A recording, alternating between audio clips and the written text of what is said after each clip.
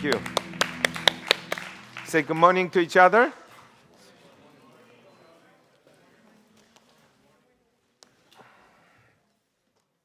Man, the mountain is burning, huh?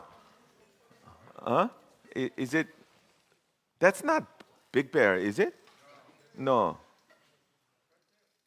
What is that? Tribuco? What is that mountain called? Tribuco Mountain? Well, mountain is burning. Oh, didn't it look really strange? Huh? It looked orange and wow, that's really strange. But you know, California, being California, we get burning every summer, every summer. Yeah. But if you look at it in Korea, you know, people think we are all burned. Anyways, so what are we going to talk about today? Any questions? Anything? I have one. I think it's a few weeks old. I don't know.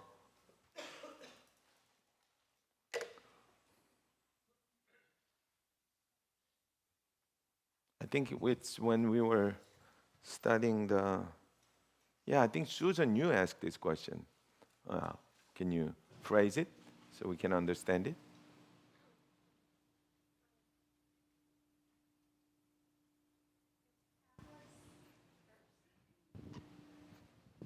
Okay, can you turn on 7? Is 7 work?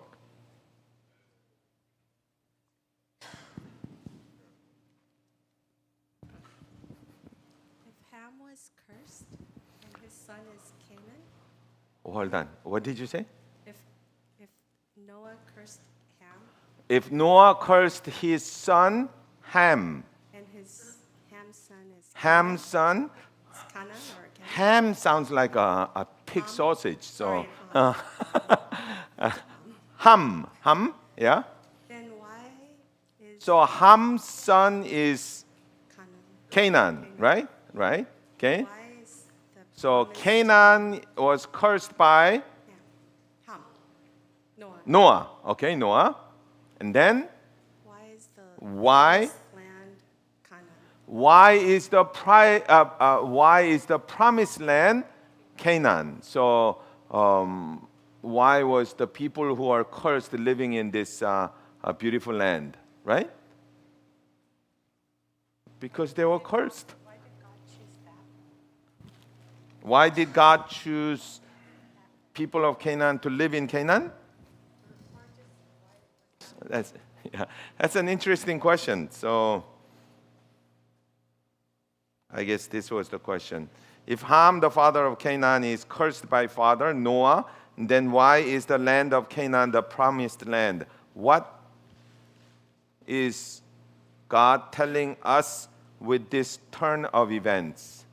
So if you are cursed, you become rich. Is that basically? Huh?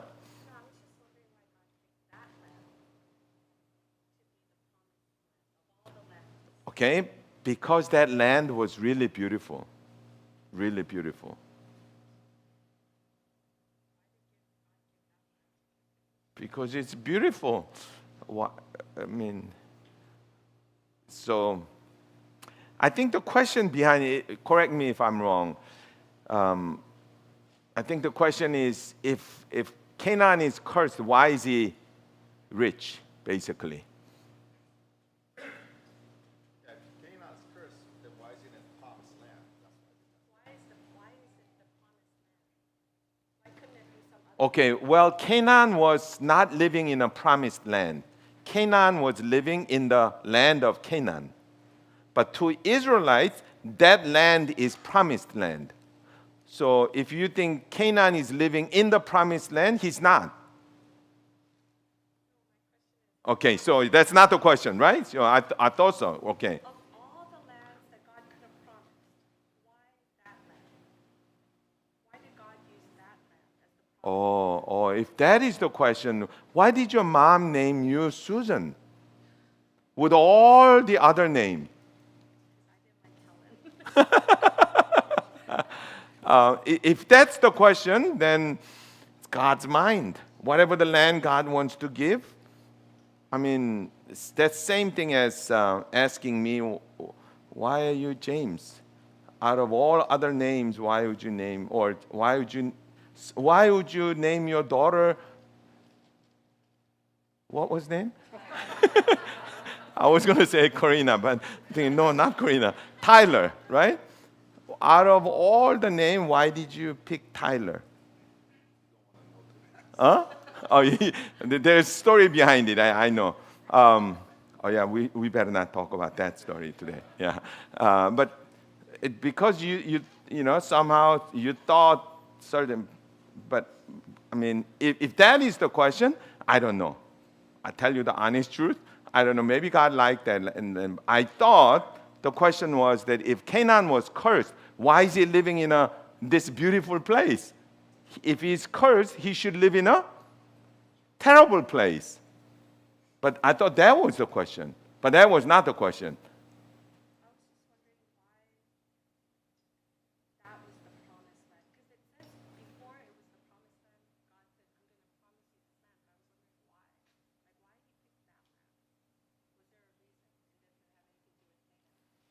does it have anything to do with Canaan? No, I don't think so. I guess he could pick Korea or China or Hong Kong, but he chose that land. You live there. However, there is some story behind it that we're going to talk about it. Maybe that's why God thought, or God had reserved that land for Canaan. But you are saying, why did he reserve that table or that place? I don't know. Okay, that's, I mean, that's, you have to ask God when we go to heaven. But if that was the question, but I want to twist that question, that, you know, if Canaan was cursed person by Noah, why is he living in a good place? Obviously, because it's good, so God had promised this good land for his children Israel. So I'm going to promise you this good place, a blessing, and then I'm going to give you this blessing. Okay, and then why is Canaan living in a blessed land? Okay, you know, I want to just twist that little bit. So the answer would that be just because you are having a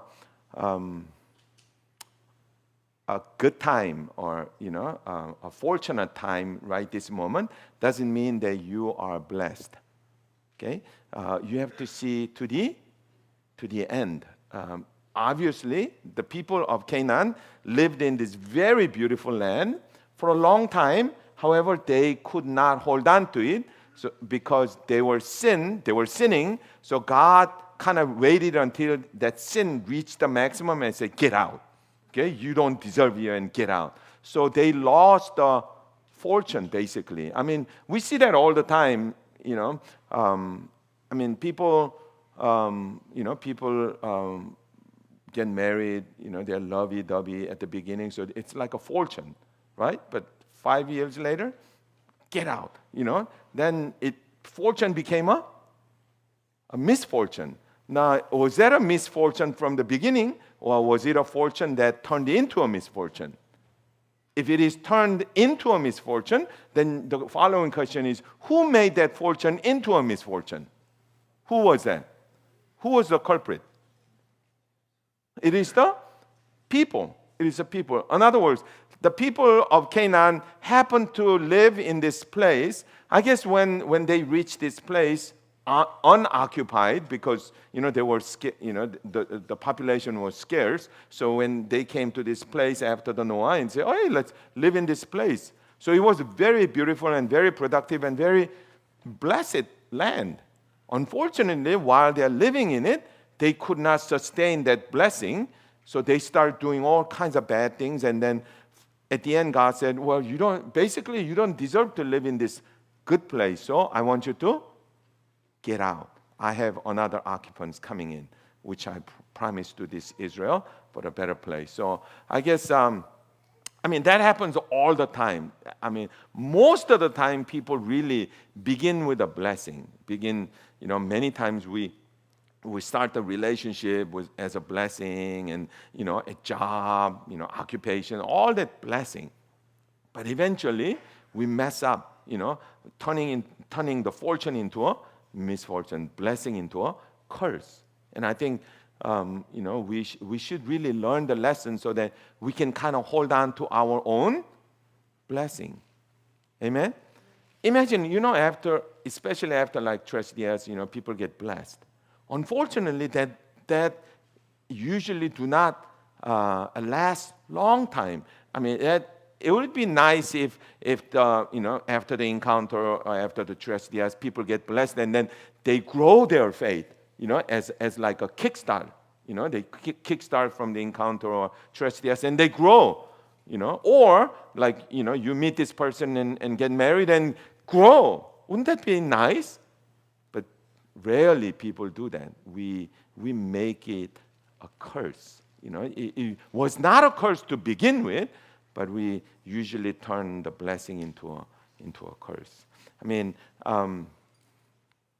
I was talking to Ron just before the service, and he said, "What did you say? It's difficult to be."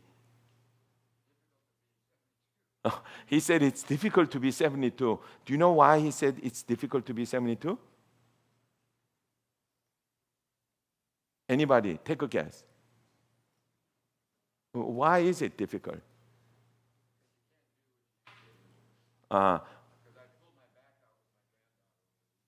He pulled his back just lifting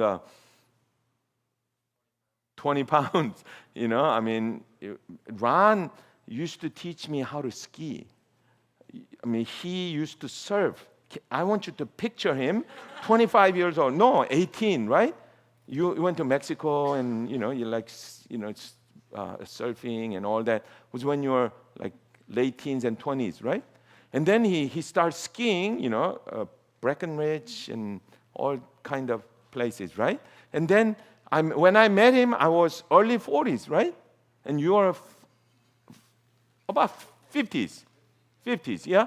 And then he taught me how to ski. I mean, he could ski all day long. And then we go to church and then come back and then we ski some more. But now he's 72 and it's difficult to, because it's getting weak and, it's breaking down and it's just lifting 20 pounds and you pull your back and, all kinds of problems, heart problems, constipation and all kinds of problems. I'm not going to go anymore. See, human beings, very strange. We begin, I just saw Meadow. She's so young and so beautiful. And then, eventually, she will turn into 20s and 30s and 40s. And we make a mess of our body that God gave us young. And then, why is it? Because we live in this sinful place. However, as a children of God, we want to learn how to maintain our blessing as much as possible. Wouldn't it be nice? Amen? If we get blessed and we get better at it, I think that would be the name of the game, really. Huh? Turn to each other and say, I want to get closer to you. Not in a strange ways, okay? But I think, see, our relationship is like that, And I just read a book about Enron. I don't know if you guys remember Enron. Maybe some of you are too young to remember Enron. And the company called Enron just took off. Such a success. Yet, after a few years, kaboom. It just went down. And so many people, got hurt permanently. Their retirement, their life was just completely, utterly ruined. They were just thinking about retiring as comfortable, but now just many people. Why? Because it's really strange. Human beings, we are not a good stewards of many things. Lots of times we mess up. Imagine, parents having a child. There was such a good relationship at the beginning, but half of us don't even talk to our parents. After 20, 30 years, The distance is so far away, we can't even talk to each other. We're so messy. Why? That's a good question. Why? And is there a way, if there is a way that we can really manage our blessing? Wouldn't that be nice? Huh? So let's look at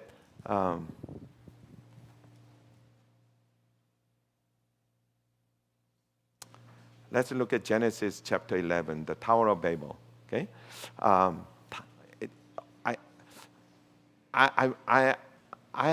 have problems saying in the English way. How do you say in English?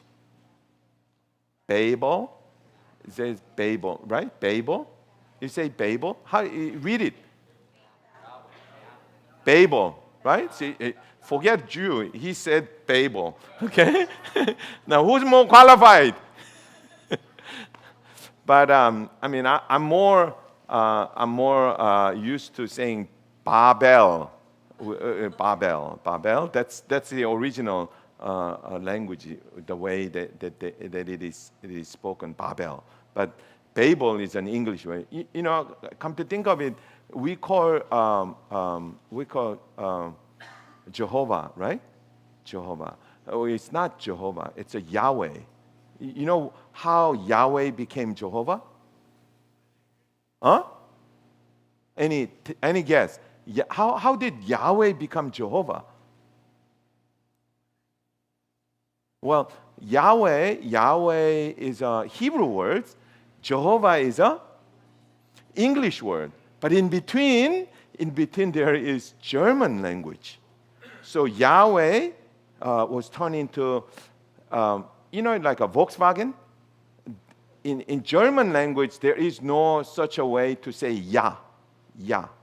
So they put J. J. Now, if you're an English person, you see J, guess what we say? J, right? But in German, we say, no, it's not J, it's ya. So from Hebrew to German to English. So it became Yahweh. So anyways, language is really interesting. So it is for me to say Babel is really strange for me to say. So I'm going to start saying Babel. Okay? Is that okay with you? Okay. So I want to see the unification between male and female. Okay? I want you to see how the males are different from females. So odd verses. All the men, gentlemen, you read it in accord, okay? And ladies, even numbers verse, you read in accord, okay? So, ready? 1, 2, 3.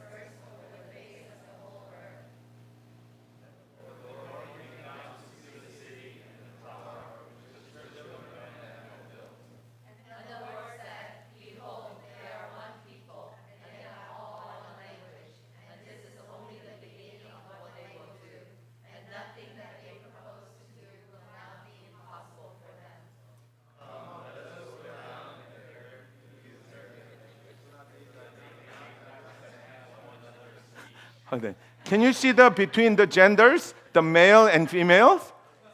Oh, isn't that interesting? It's exactly same in KM side too. Men, but ladies go. It's really strange. How can that be? I mean, one more time, okay?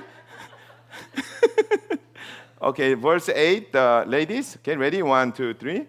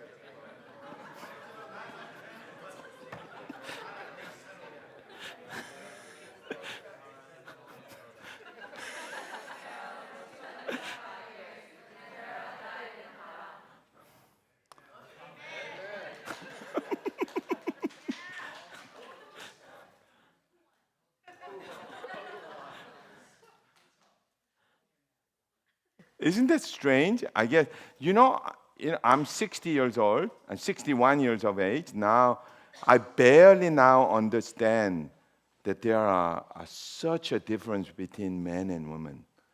Up until about 50, even 10 years ago, I never thought like that. I thought everybody thought like me. And if you don't think like me, you are wrong. Basically, that was my philosophy. But I found out now, men and women are utterly different species. I don't think anybody won. Imagine if all men read in sync. I'd feel really strange, what the, But men have their characteristics, and women have their own characteristics. I think it is how we kind of harmonize it. I think that changes the beauty of the life. Anyway, so this is right after. By the way, anybody counted the names in chapter 10? Chapter 10. 70 came out? Yeah? There's only one person who did that? Anybody else other than Ben counted? Sally, did you count 70? Yeah, 70? Yeah, if you counted, it really turned out to be very interesting. And if you counted, if you actually counted, you will never forget that in your whole life now.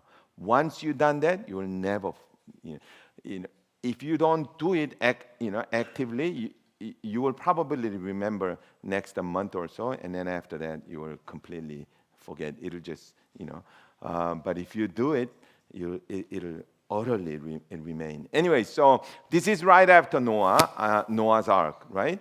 The world is about maybe, give or take about 1,000 years, about 50,000 years ago from now. I have been reading and I've been researching the difference between the creation and evolution. The creation side, it says the earth is about 50,000 maximum. The evolution says, no, it's about 30 billion years. Both sides have to me, a valid argument. But I think I would sway onto the creation side, not because, maybe because I am a little bit biased because of the religion, but the argument, the scientific argument is really amazing. Not just just wishful thinking of, you give it a long time, it'll just happen. That's not an argument. That's just a wishful thinking. You wanna find the detail. How did the Grand Canyon be formed in less than 100 years? All that scientific evidence, like real physical evidence and logical, backing of the creation, and also if you have a logical backing of evolution, you want to think about that. But as a biologist, I just cannot accept that mutation of DNA is causing a good thing. All mutation, to me, a physician, to all mutation is a bad news. If I ask you, if you have a child, would you want your child to be the mutated gene? I don't think anybody. Even if it is a good thing, I don't know. I'm telling you, there is no such a thing as like a superhuman. What's that? The people, the X. What is that? X-Men? Yeah. In order to have that kind of a mutation, that would be just tremendous. Because we do now can map the whole sequence of DNA. Okay, and also the creation of Grand Canyon. Grand Canyon cannot be, dug by this stream, the Colorado River. Imagine if you see a Mount St. Helens and it erupted, and now it has a crater inside, right? And there's water inside of crater. And somebody come up and say, well, the crater was formed by this water. What did you say? No, it didn't. It formed the crater, and water just happened to go down to the lowest place. So that's why there is a lake as a crater. So if the Grand Canyon is formed by some other means than the Colorado River happened to be there because it is the lowest point, and water flows to the lowest place. And by looking at the Colorado River and imagining that millions and millions and millions of years of erosion can cause that kind of a geological formation, it is utterly disbelievable, unbelievable. So, anyways, imagine that this is about 50,000 years ago, and the Earth is very different from the Earth that we are used to. Okay, just before the Noah's Ark, the Earth was very humid. I mean, very humid, and there's like a thick layer of mist, covering the whole Earth. And as you could see today, it was not very hot. I know it was very warm, but not as warm as yesterday. Here, you know why? Because of the fire, the cloud, not the cloud, the ashes, and there was not much sunlight here. So imagine if we have a thick layer of mist in the earth, and the sun is shining, and most of the ultraviolet and harmful rays are filtered, and only the about 50% of the light that penetrates through this mist, and now it is very fertile. I mean, if you have a greenhouse effect, I mean true greenhouse effect, you have a 100% humidity, and you have this about 50% of light coming into it, you would have a giant trees. I mean, forget that.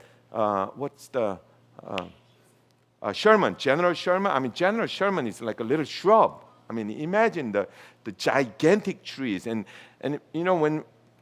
when we see the dinosaurs, I mean the herbivore dinosaur, what is that? The big one, the Brontosaurus. Brontosaurus, I mean, huge. You'd imagine, those animals eat like a tremendous amount of vegetation. In order to eat that kind of a vegetation, there has to be that kind of vegetation. In order to grow that kind of vegetation, guess what? The weather has to be utterly, completely different.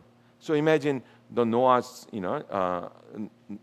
flood just happening because of those, the mist. And then there's one more thing. The geological formation of the Earth is not like this day. Okay. I don't know if you remember, 2 years ago there was a large earthquake in Nepal. Do you remember Nepal's earthquake? Huh? I mean, there was a lot of. Anyways, it was. I think it was about Richter scale 7.8 Richter scale. Do you know Fukushima's earthquake was Richter scale? About 8 point something, or almost 9. Richter scale is an exponential expression. So 7.1 compared to 7.2 is the strength-wise. And no. 7 and 8 is 10 times. 7.1 and 7.2 is doubling the force. Okay, so doubling. So imagine 7.1 Richter scale compared to 7.2 Richter scale is a doubling the power. So only 7.8 Richter scale caused like 8,000 casualties. I mean, they died, and then I think about 2 million people, became homeless. So it's a tremendous earthquake happened in Nepal 2 years ago. Okay, the Everest, Mount Everest, because of that earthquake, went down about 1.5 centimeters in height. Imagine that. That kind of earthquake lowering the Mount Everest about this much. That's how they measure. Now imagine, we all study the tectonic plates. The Indian plate meeting the Asian plate.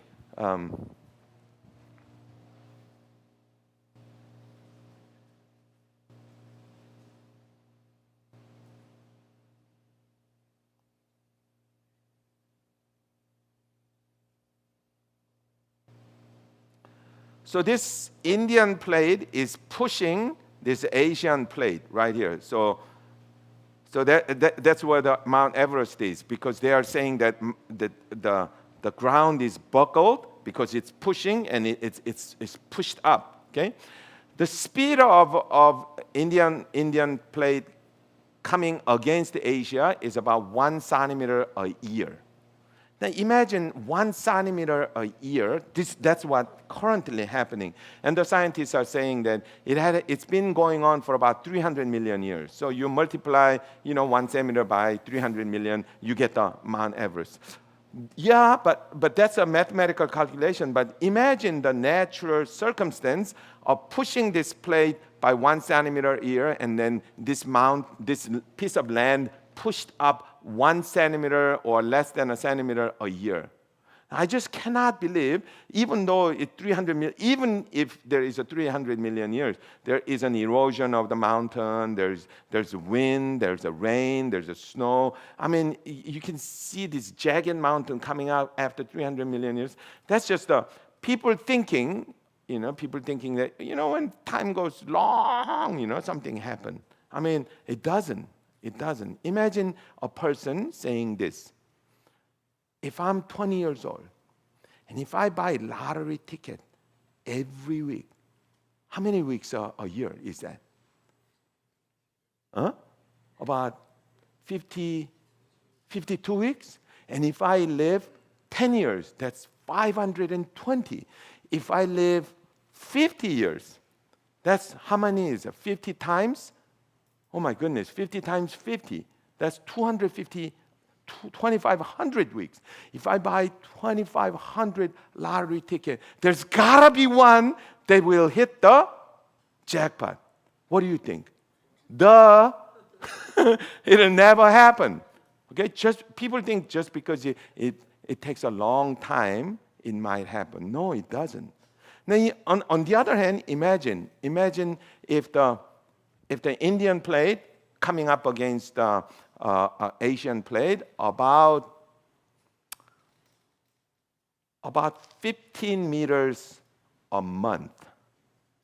Okay, 15 meters a month. Okay, now that can cause a tremendous earthquake, but it's pushing after the Noah's flood. The earth is somewhat moist, ground is somewhat moist, and it's pushing about 10 meters, okay? And then you will see a tremendous earthquakes. Richter scale about maybe 20. Now 20 is like it's unimaginable. But how do we know there was how do we know there was these kind of things happening? Well, there is a little hint in chapter 10.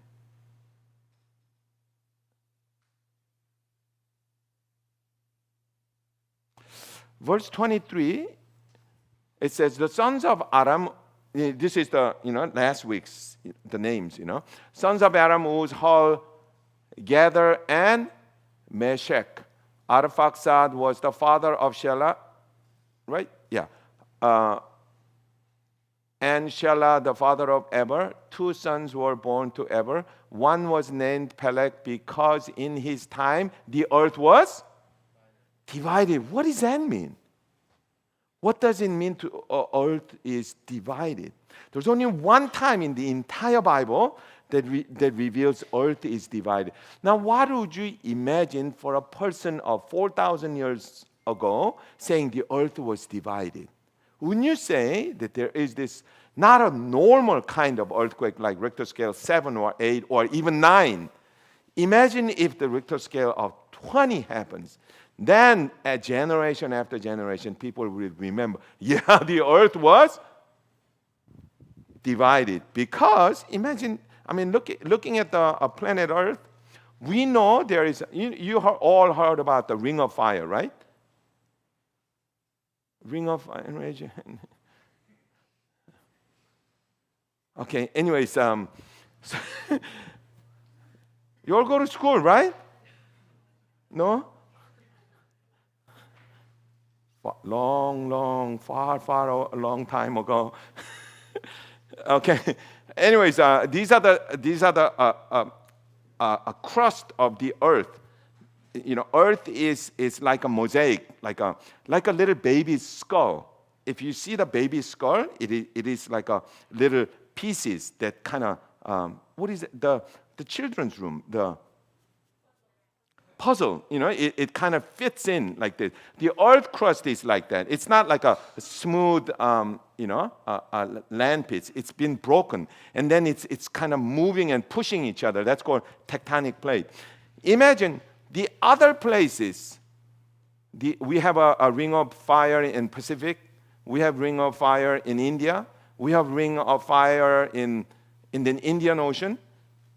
Here, this region is the only region that rarely moves. It does have a tectonic plates in there, but it has less earthquake than any other place.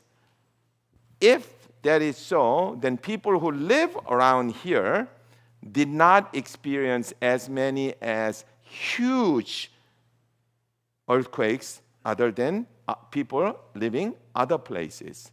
Imagine you heard people saying there was this earth splitting. I mean, moving like about 200 meters overnight, splitting. Then they would say, wow, the earth was split. I'm sure there was a lot of earthquakes back then in Middle East also, but imagine the huge earthquakes. Why would Bible list that earth was divided in here? Because right after the Noah's flood, the earth tectonic plates had moved very significantly. Okay, maybe 10, 20 meters a month. Okay, and then you could see all kind of geological formation. I used to calculate the amount of water that would reach the top of Everest, assuming that Mount Everest was there when the Noah was alive. No, it was not. Okay, the Noah's Ark happened, and during the flood and after the flood, about 500 years after the flood, those are the period that had significant amount of earth movement. Okay, having that knowledge, then read chapter 12. We will see in a different perspective. Okay.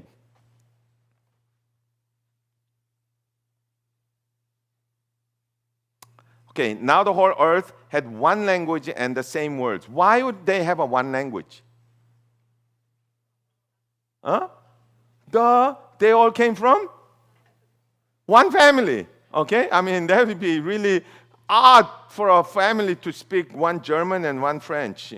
I guess that could happen too. But anyways, the whole family. I mean, they are producing tremendously. If they live 600 years, I mean, they are having, anybody having more than 12 children? No? My mother is number 12 in her family. Back then there were a whole bunch of children, children. And as people migrated from the east toward east, okay? So, where the Noah's Ark is placed, right? Somewhere in Mount. Repeat after me. Ararat. Mount Ararat. Okay, Mount Ararat. Mount Ararat is here. Mount Ararat. Okay, here. Which is in modern day Turkey. Okay, here, this is the Turkey, modern day Turkey, and this is the a border between Turkey and Soviet Union, former Soviet Union. Now they have a little, small countries. Anyways, this is the Mount Ararat. Okay, so when the Noah's Ark rested somewhere in Mount Ararat, okay, they are coming down here, going toward the east. Okay, right now, if we look at the map, it looks like Iran and Iraq. This is Iraq, really, the main piece. This is what we call a Mesopotamia. Okay, Mesopotamia. This is Mesopotamia, and it looks like desert. We all seen the pictures of Desert Storm, and Iraq and Iran is basically desert, right?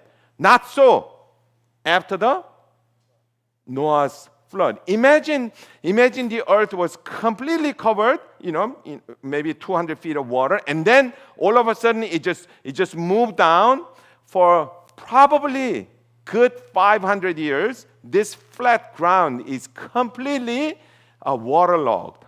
So it'd be just a beautiful and green and the animals prosper, the people, In fact, we know that from the Mesopotamia, rice come from, and also wheat, the bread. They changed the. These are called Samaritan people. Anyways, these people changed the basically grass, not the grass, the marijuana, the grass, the real grass that you mow, and the seed of the grass are very tiny. They changed that into rice and basically a wheat. So the Samaritans were able to change it, and because of that, the population here just explodes. And we do have an archaeological evidence. Maybe 30,000 years ago, the Samaritan people start just blossoming. Okay, so this is a very green place, very beautiful place. So they are coming down here. Okay, coming down to modern day Kuwait. Okay? So that's what they're saying. As people migrated from the east, they found a plain in the land of Shinar and settled there. Okay? And they said to one another, "Come, let us make a brick and burn them thoroughly." And they had brick for stone. Brick, brick is made from mud. Okay, mud, silt, basically silt. They would have a tremendous amount of silt. Silt comes from flood. Okay, and then they had brick for stone, and what is this bitumen? This called okay. It's not a bitumen. I found that it's not a bitumen. It's a bitumen. Okay, for mortar. Bitumen is basically a tar. Tar comes from the ground. This place had so much vegetation and so much animal growth before the flood. When the flood happened, they would just collapse, and then these oils come out. Like oils, not only the oil from the petroleum, but oil from the coal. From the wood. So bitumen is basically a tar. It comes out. There is one place, I understand that there is one place that produces bitumen in California, near Los Angeles. Brea Tar Pit. Anybody been there? Brea Tar Pit. Oh my goodness. Okay, you can see, you can imagine animals falling and dying there. So imagine that they had a brick and then bitumen, and then they could build repeat after me, huge house. See, Koreans or Asians couldn't build it. Why? Because they could only use stone. Now, if you use a stone and build a huge house, guess what happened? It collapsed because the weight of the stone is so big, it collapses. If you build, like a Japanese, they build a house by the wood. Can you build a huge house? You can. You cannot. Only when you have a brick and a bitumen. Okay? And they could build a huge house. Because bitumen is basically tar, and you put a mortar, and it can become just a tremendously beautiful house. Castle, I'm talking about. Okay? As they are building, and they said to another, "Come, let us make bricks and burn them thoroughly." Verse 4, then they said, "Come, let us build ourselves a city and tower with its top in the heavens, and let us make a name for ourselves, lest we disperse over the face of the whole earth." And the Lord came down to see the city and the tower, which the children of men had built. And the Lord said, "Behold, they are one people, and they have all one language. And this is only the beginning of what they will do.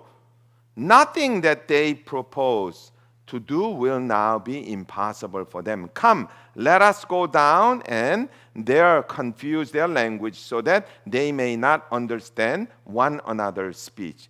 My question is why? Why would God come down and break up the party? Imagine they coming down this beautiful place.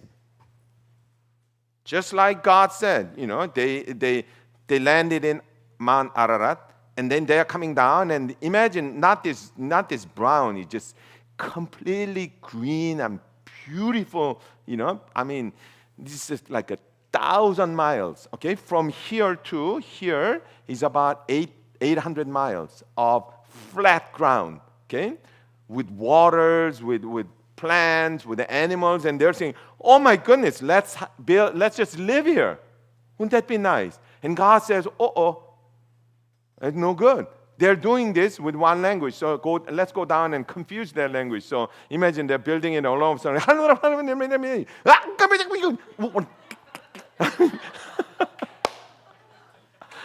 So they couldn't do that. My question is why? Why would God do that? Isn't that good just to build a big house and live there? Anybody? Obviously not. Yeah, James. Huh? Okay, maybe build a purpose. It is. There is another reason, because they said, this is what they said, verse 4. Then they said, "Come, let us build ourselves a city and a tower with its top in the heavens, and let us make a name for ourselves, lest we be dispersed over the face of the whole earth." Imagine after the Noah's Ark, when Noah came down, what did God say? Disperse on the surface of the earth. What they're doing is exactly opposite. Let's not disperse. Okay? They are going exactly against what God had told Noah. Okay? It's really amazing how people become so disobedient. Why they become disobedient? Not because they want to do these evil things, but in their own eyes. Imagine this beautiful piece of land. We have a whole bunch of people speaking in one language, and we can build a house. Let's make a good city. What's wrong with it? Okay? And then God says, no, it's not good. Let's go down. Now, why is it? Why did God came down and break this party?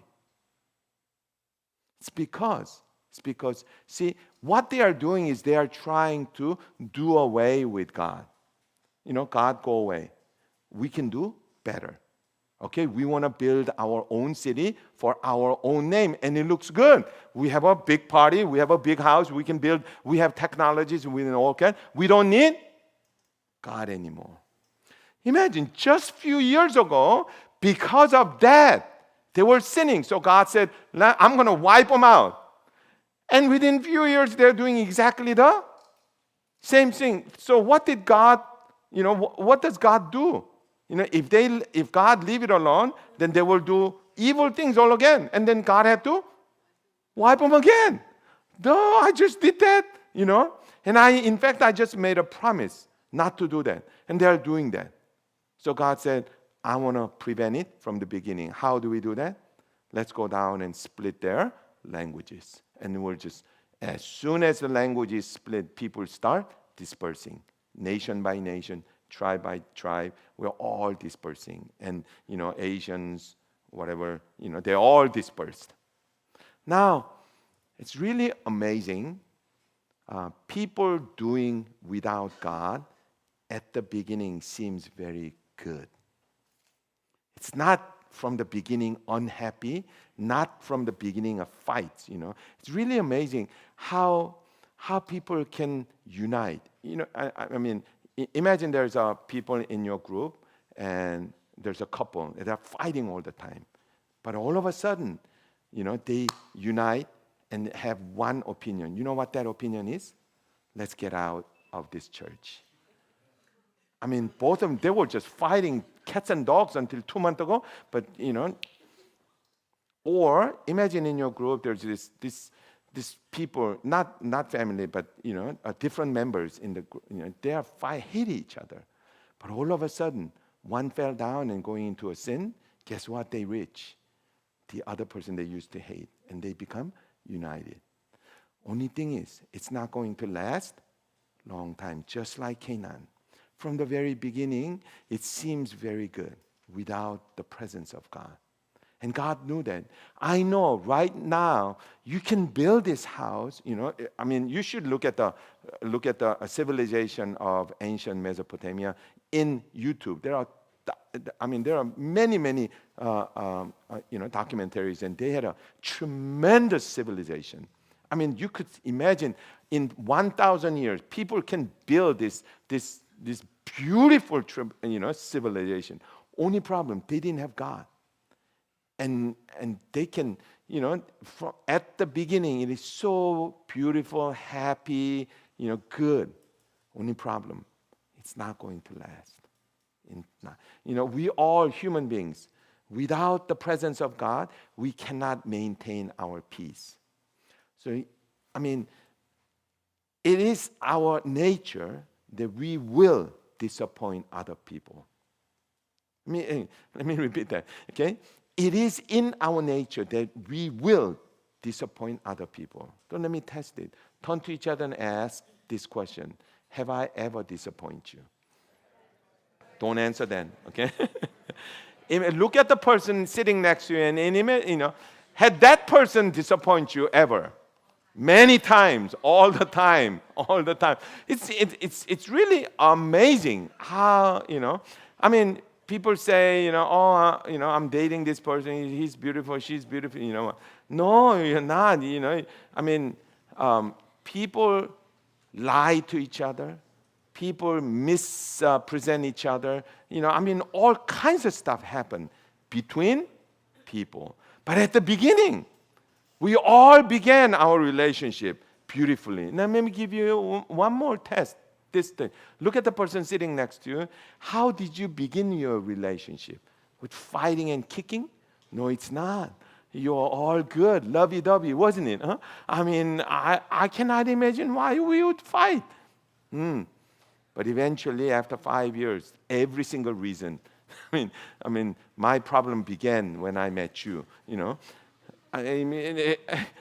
That's the human relationship. But see, people are building this Babel because they thought they could do it. And God came down and gave us a different language. Language is really difficult to learn. I lived in America ever since 75, so I lived in 43 years. I only lived in Korea for 18 years. Guess which language is more comfortable for me? I cannot imagine. I lived here 43 years, and then I only lived 18 years, and then minus 10 years is just a baby, But still. Anyways, so Bible is sometimes very strange. Therefore, its name was called Babel, because there the Lord confused the language of all the earth. And from there, Lord dispersed them over the face of all earth. Okay. These are the generation of Shem. When Shem was 100 years old, the father Arphaxad 2 years after the flood. Now, I read Bible all the time, but many times I go like this, huh? I probably told you many times, when I tell you the story, story has to jive and it has to have a flow, smooth flow, right? What if it has to have a flow, it had to flow. There was a burn in the mountain today. It's like, is it crazy? Korea was very hot. Economy. Who's the president? It's confusing, isn't it?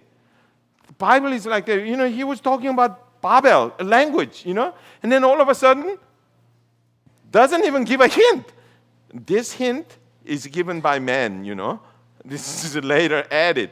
But these are the generation of Shem, and Shem was 100 years old, and father Arphaxad 2 years after the flood. And then all the story, this is another, insomnia medication. And go, oh my goodness. So how do we, in a one single chapter, two utterly different stories without any conjunction? Okay, how do we solve that? There's gotta be a reason. Okay, that's one. So when you read this section, the latter half of chapter 12, what did you notice? Anybody? The living shorter and shorter. Okay, I really want you to do that. I know not many of you listen to me, but please go home and write another graph. Draw another graph. Okay, Noah from 0 to 600 years old. Okay, when Noah was certain age, he had a son, Ham, Shem, and Japheth. Okay, and then when Japheth, only Shem. Shem lived such a long time and then died. And when Shem was this, and then you should draw a graph. I beg of you. Never mind, I'm not going to beg. If you want to, okay? Because if you do, you will notice another secret of Bible, okay? If you don't do it, you will never learn. But anyways, so you notice that a life expectancy or the age of mortality of human being is radically decreasing, right? From 600, 500, 400, 300, 200, 120. Why? It's because of the because of the change of atmosphere. Okay, atmosphere is now the humidity is almost all gone. Utterly. And then the harmful rays coming down and people living. They ain't got no sunblock. Okay, maybe a mud. They don't have sunblock and they don't have sunglasses, and they're within about 500 to 1,000 years, people's life mortality just decreasing. You could see when you draw the graph, you could see, oh my goodness. Imagine people writing this book 4,000 years ago or 3,000 years ago, seeing this happening when only about 3,000 years later, 21st century, the scientists are now saying the harmful rays are coming from the space. Okay, not from the ground. It's space coming. It's unseen, so sun rays, or all kinds of harmful rays coming down, and it's killing people, and radically going down. Okay, what else did you notice? There's another one. They are having a baby. Look at Arphaxad had a baby, Shelah, 35 years old. 30 years, 34, 30, 32, 30. Why? Why only 30? Let me ask you this question. Did those people have baby before age 30? Yes or no?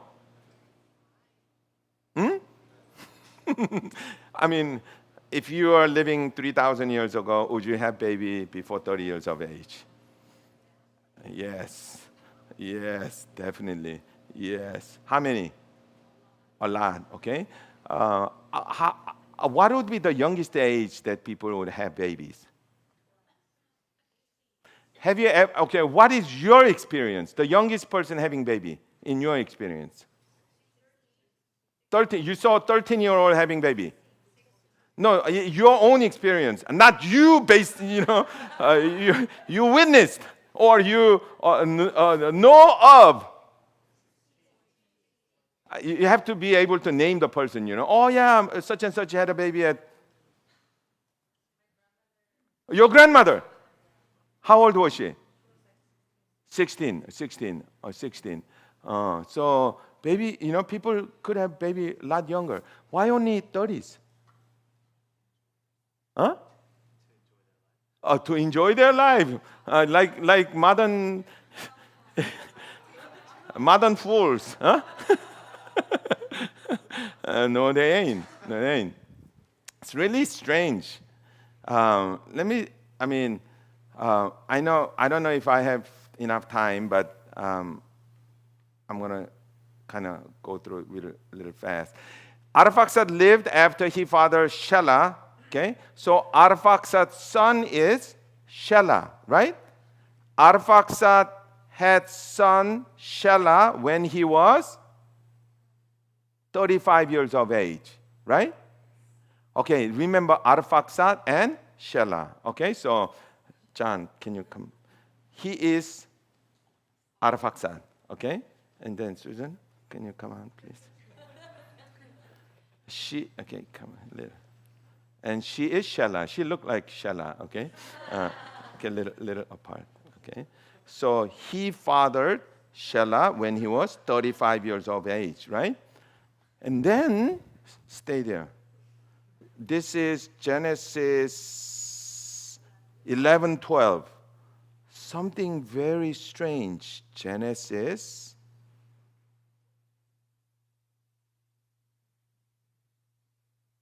11:12.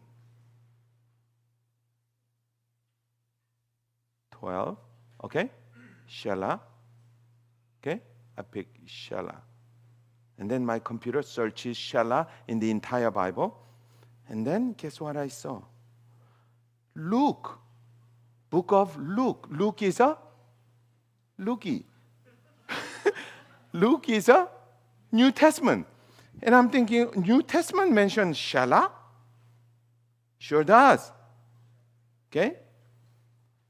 The son of Serug, the son of Ru, the son of Peleg, the son of Eber. In other words, they are going backward. Okay? Instead of Genesis going this way, right? Arphaxad had Shelah, but this going this way. Okay? The son of Serug, the son of Ru, the son of Peleg, the son of Eber, the son of Shelah, the son of Canaan, and the son of Arphaxad. What did you find? What did we find just now? There is another son. In fact, Shelah is grandson of Arphaxad. Now, so obviously Bible skipped a generation. The Old Testament skipped a generation. There is a reason, but that's too complicated. But anyway, intentionally, the writer skipped a generation. Not why. Okay, I'm not going to go into why. But my question is, originally he had her, how old? 35. How old am I? So, how old was he when he had Canaan? Not Canaan, Canaan. 35. So, thank you. So there's got to be a person, maybe 15 through 20. So is it possible? Well, let me tell you a personal experience. You know, I went to medical school in Texas A&M, and my 4th year, I had a OBGYN rotation in Houston, of all places. I think Harrison County Hospital. Anyways, for 2 months, I'll deliver the baby probably over 100-something babies. I had baby everywhere. Name the place, I had them. Delivery room, on the way to the delivery room, on the floor to the delivery room, bathroom of the patient, parking lot, inside of the car, in the elevator. I mean, I had baby everywhere. You name it. And guess how was the youngest mom I ever saw? 12. 12. Can 12-year-old girl have a baby? Sure can. Sure can. I mean, I've seen them. 12-year-old. So imagine, if I seen that as an unbeliever's eye, I'd say, look, Bible is all fantasy. 35 and they have a grandchild. Basically, Arphaxad became a grandfather when he was 35 years of age. Can he become 35 and become a grandfather? Sure can. I know many of you not even had your own baby, but back then, you can be a grandfather. How many times? Many times. So imagine the spread of the population going all over the world. I mean, just tremendous explosion. And then there is another observation that all the people are very near age 30, isn't it? 30, 31, 32, 35. Why? Why only Bible lists 30s? Very strange. Why? So we know now that only in this section it lists 30 years of age, right? Because obviously Arphaxad had a baby when he was 15 years of age, let's just say, right? So they didn't mention it. They only mention above the 30 years of age. Why? It's because in Hebrew law, Hebraic law, you can only become an adult who can do the ministry of God when you are over 30 years of age. Let me give you an example. How old was Jesus when he died? How do you know 33? That's really strange. How do we know Jesus died at the age of 33? It's because we know that Jesus had his ministry for 3 years, right? And he began his ministry, obviously 30. Why? He could begin at 25 or 20, 18. He was God. He was able to. But remember, Hebraic law says after 30. There is another section in the Bible that's really interesting. You know when Apostle Paul was a Saul, right? And they were killing Stephen, okay? Killing Stephen with the stoning, right? And the Bible said Saul was holding on the cloth, right? Always puzzled me. If you are the hater of Christians, okay, and they are killing him with the stoning now, if you are the Stephen, would you hold the cloth? Or would you cast the stone? I wouldn't hold somebody else's clothes, I don't want to be, what do you call a coat hanger? I want to throw him, right? But he didn't, or he couldn't. So my question was, how old should you be to stone a person? Is there any age limit? So 5-year-old, Luki coming in,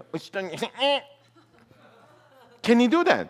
My question was, or imagine you are 18 years of age. And then, he could throw. You hit by an 18-year-old, you'd be dead, right? Can 18-year-old do that?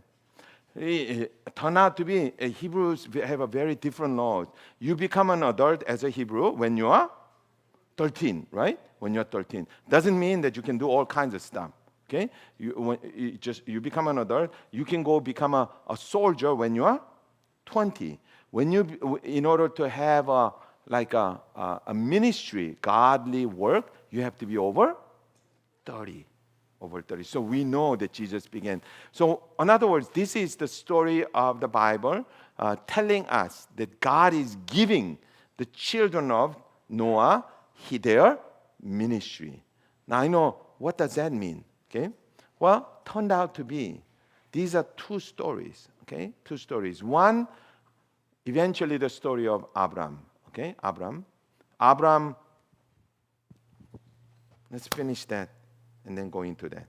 So they have all these children, and then we go down to the Terah. Okay, now these are the generation of Terah. Terah fathered Abram. Okay, not Abraham. Okay, Abram. Repeat after me, Abram. Okay, not Abraham. Okay, that's a later name, Abram. Okay, Abram, Nahor, and Haran. So he had 3 sons. Only 3 sons? Probably not. He had probably many, many sons. Okay, but Bible only mentions 3: Abram, Nahor, and Haran. And Haran fathered Lot. Okay, this is the Lot who goes to the Sodom. Okay, this is the Lot, same Lot. Okay, so Haran died in the presence of his father Terah, the land of his kindred in Ur of the Chaldeans. Okay, so where is Ur? It's called Ur.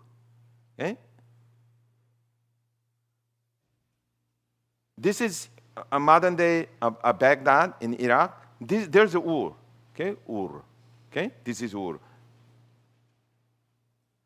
Turkey, Israel.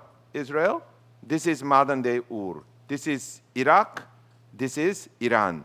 Okay, so back then this is just a one piece of flat, marsh, very fertile land, and they are coming down to Ur. Okay, this is Babylon.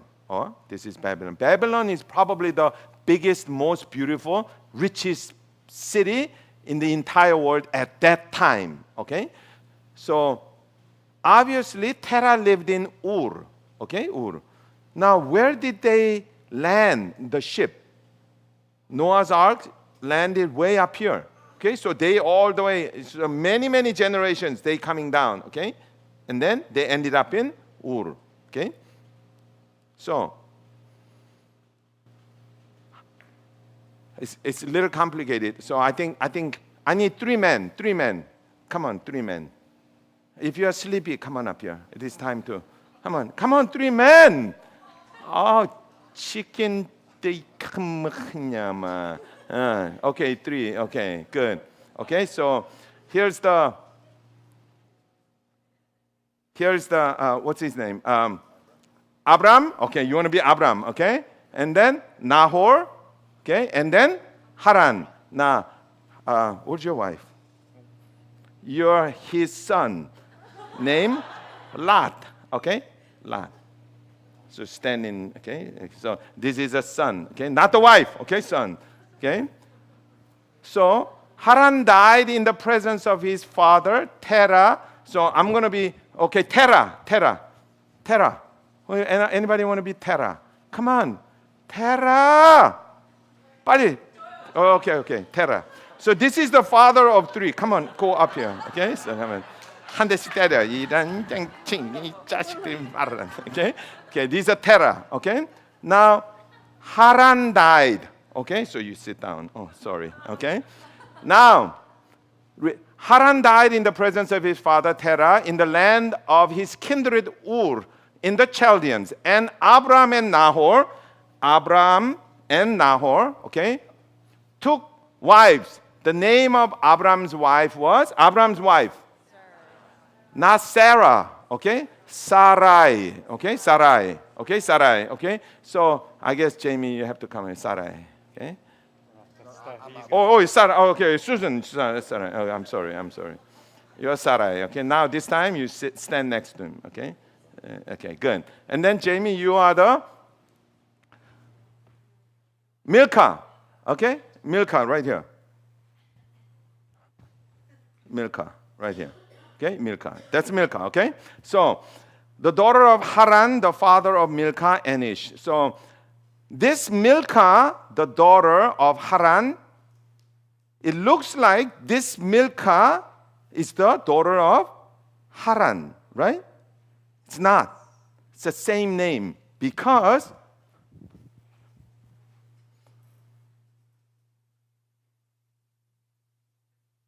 the name of Abraham's wife was Sarah, and the name of Nahor's wife was Milcah, the daughter of Haran, the father of Milcah and Ishka. Not the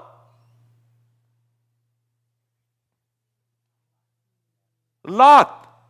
Bible doesn't say Haran, the father of Lot. Do you get it? No? Yes? No? Okay, because this Milcah is the daughter of Haran. Okay? But not this Haran. There is another Haran who has a child, Milcah and Ishka.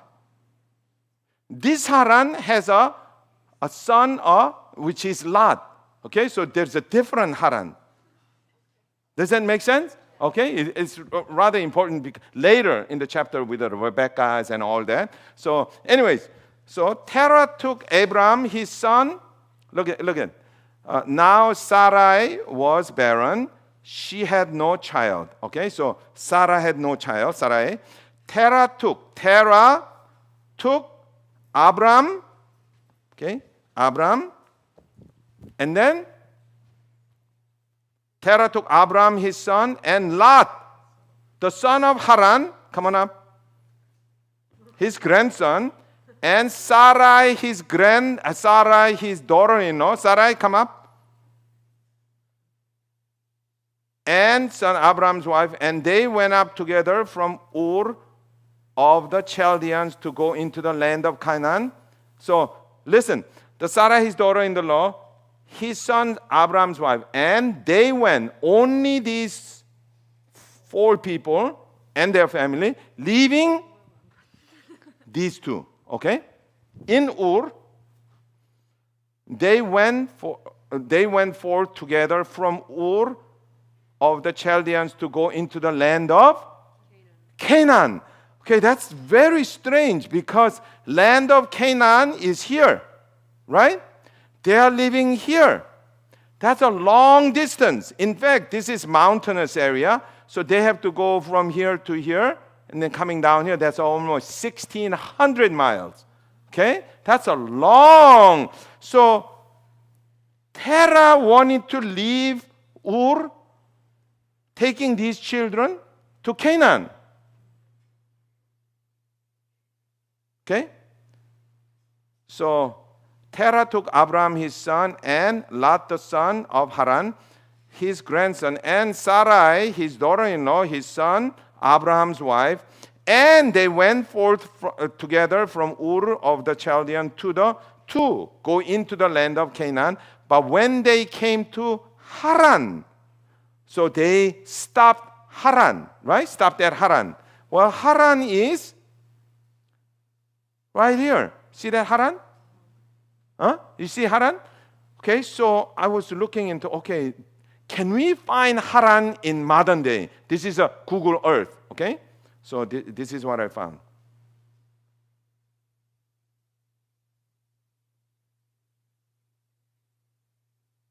I did a lot of search. What do you see? Haran. And to my utter disappointment, look at the size of a city. I mean, I guess that's the little historical whatever monument. But this is a small city. Nevertheless, this is a city of Haran. So imagine, I'm going to coming up. Look at, you notice all this. What is this land? Farming land, okay? Look at, this is a modern day map. In the middle of? Oh, desert. Look at that. So from here, they went to Haran. Okay? Now we all know that God had told Abraham to go to Canaan, right? So Abraham left Ur. What does Bible say? Who went to Haran to go to Canaan? Terah, not him. Not Abraham, right? What's the story? Okay, they all go. Thank you. What's the story there?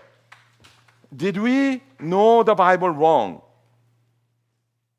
No, we all know the Bible right. God had told, eventually we'll know that, God had told Abraham to leave your family from Ur to go to Canaan. Then why did Terah go to Haran? Of all places, Haran. Why? It's because when they coming down from Ararat, their family, remember Noah had Sham's family coming down in chapter 11. When you look at the map, guess what they settled their home? Is in Haran. Haran is their home. Okay? Evidently, Terah immigrated to Irvine from Shandong. Okay? So why did we come to America? Immigrants. To make money, right? Don't ever say for my children, okay? That's a lie. Okay? So they're all coming down in the Mesopotamia, coming down into this fertile, very rich land, and they're passing this Babylon, this beautiful city that they have never seen. And imagine the family, whoa. And then they settled in Ur. Ur is like an Irvine of Babylon. Why? That's the richest place. That's where the kings live. We are living in, coming down, and they settle down. So they are living in this beautiful piece of land, rich land, right? And then one day, Abram had a dream, or Abram had a vision. God had told him, I want you to go to Canaan. Okay? I want you to all imagine one day your child, or your little nephew or whatever, 6-year-old coming down, and God told you, coming up to you in the morning, say, I spoke to God last night. Oh, really? What did he say? God told me to tell you that you have to become a pastor. Now, what did you do? What did you do at that moment? Tell me, what did you do? Slap him? Okay, number one, you give up everything and become a pastor. Yes or no? No, you all disobedient. Okay, no, then what do? Just ignore him. Yeah? But you cannot. You are spirit-filled, and the way that your child saying to you, it's like, I talked to God. And God told me that God had appointed you to become a pastor. I am not joking. Thus says the Lord. Now, what did you do? What did you do? Come on. Don't disappoint me. What did you do? Huh? Be a pastor. Be a pastor. Yes, be a pastor. That'd be good. But obviously you cannot listen to your child. Right? So what do? What would you do if you had that? Come on. Break the silence, huh? Pray about it, and you prayed and prayed and prayed, and you fasted and prayed and prayed and prayed. And usually, what happened when you pray? What happened when you pray? Tell me. Huh? Come on, what did you experience when you pray? Most of the time? Okay, maybe you are all spirit-filled. Most of the time I pray, I got nothing. I don't hear nothing. Okay? So you prayed and prayed and prayed and heard nothing. What did you do? You forget about it. Yeah, we can forget about it. Well, I hope and pray that you come to me and ask me. Pastor Shin, I know it sounds like a joke, but my nephew or my son, my daughter or whoever, it sounds so serious, and a little bit of miracle too. He knew that in my back pocket there was $200, and he knew that. You had $200, and God told me you had a $200. Oh my goodness, so what do? That's what happened to Terah. Imagine you are Terah, okay? You had sons. Abram one day heard the voice of God and came up to Terah, because he's the eldest living in Irvine. So, Father, I heard this, he's an old man. He's 75 years old, Father, I heard this voice that God told me to go to Canaan. And he sounds so serious, but living Irvine. So what would Terah do? Terah need to ask somebody.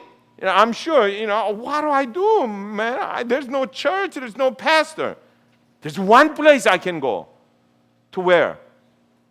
To my home. Why?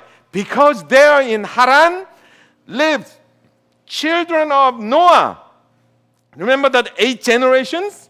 Remember the graph? While Abraham is living, you go up on the scales and there is father still living, grandfather still living, great-grandfather still living, great-great-grandfather still living, great-great-great-grandfather still living, because they're all having children in their 30s. For 600 years, you had like 7 or 8 generations. In fact, if you do the drawing, other than Noah, everybody else is surviving. Imagine in Haran. So why would you do? You pack up, let's go to Haran and ask. And imagine when they have great-grandfathers, Shelah and Arphaxad and all that. What would you, Abraham had a dream like this, and they go, I know, my grandfather Noah had a dream too. He built a strange ship. Imagine, because they forgot, the generation, 10th generation, they forgot, but they go up and up and up, they remember. In fact, they remember right after Abraham,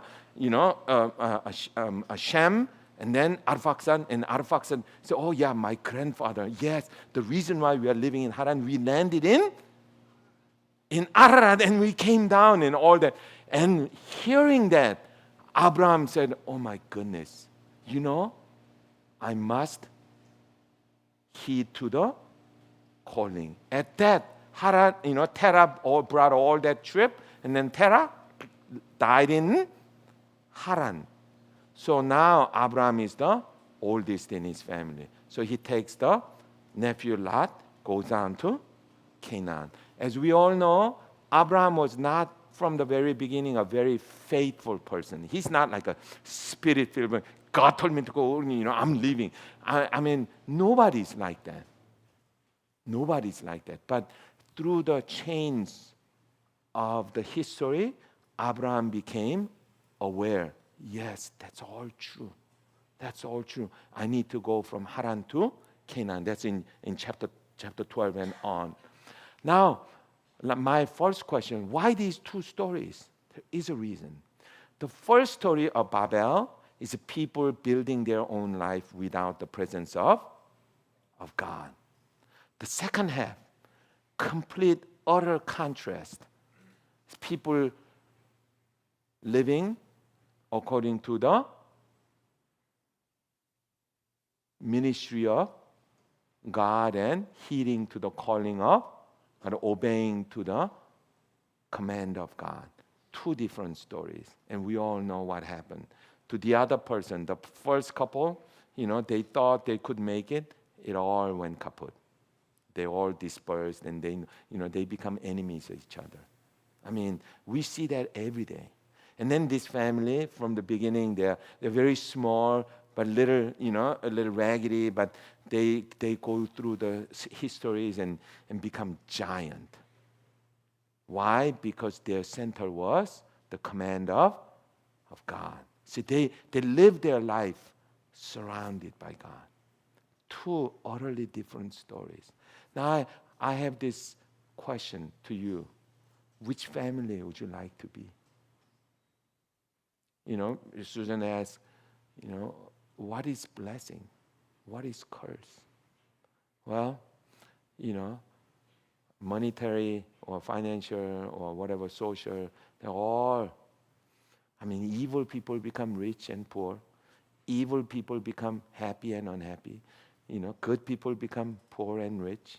It's not the gauge, but it is the spirit that lives on in their family. Is it with God or is it without God? And I want to ask you, which one would you choose? Obviously, Bible focuses on the people of God from Abraham, and that's the begin. That's like a pivoting. Choose God, choose life, choose true blessing. Not abandoning God, not choosing curse, not choosing death. Choose life. Amen? Turn to each other and say, let's choose God. I know living in 21st century and, young people as you are, sometimes it's difficult. It seems so enticing, so attractive to live worldly. It's just, but the end is utterly different. Live surrounded by godly people. Live as God as the center. Live heeding the calling of God. And then life will take care of itself. Amen? God will truly bless us. Let's pray. Lord, thank you so much for opening our eyes and opening our ears. Sometimes it is totally unfair, seemingly so difficult to understand that we as a children of God, not being so blessed, things going around in our lives, seems so difficult. But we do know the end is different. Sometimes we compare ourselves to a bigger and better people, thinking that what is it so good to believe in God when unbelievers are like that. But Lord, we learn today that the true blessing is to be with you. In fact, it is better to be with you in one day than 1,000 days, 1,000 years without you. Thank you so much for opening our eyes and opening our hearts. We truly believe in you and we will trust you.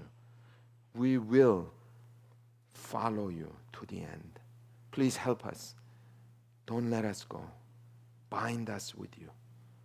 Thank you so much, Lord. May your blessing be upon all of us. And Lord, we will remember you despite of all the things that are happening around us. We will remember you. For you have loved us so much that you have given your Son to us. Nothing can separate us now. Thank you so much. And may we become people of God, choosing you, not the world. For eternity is with you. Thank you so much. Pray all these in the name of Jesus. Amen. Let's give God the glory. Turn to each other one more time. Say, let's choose God. Okay? Have a wonderful evening.